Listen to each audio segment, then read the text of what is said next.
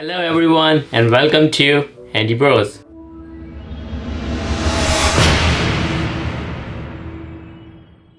Today we are going to be drilling a 1.5 inch diameter hole onto a stainless steel sink so that we can put our soap dispenser. The first step would be to put some sort of masking tape in the area where you want to drill the hole. This would help you protect your surface from any scratches, as well as it would also help you to drill a more cleaner hole.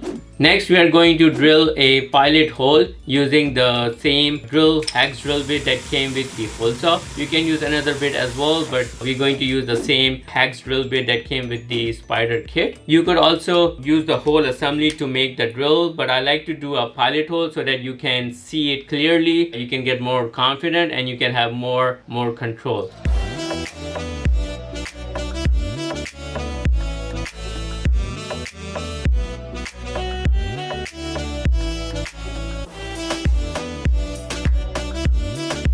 Next, we are going to use the hole saw to make the hole.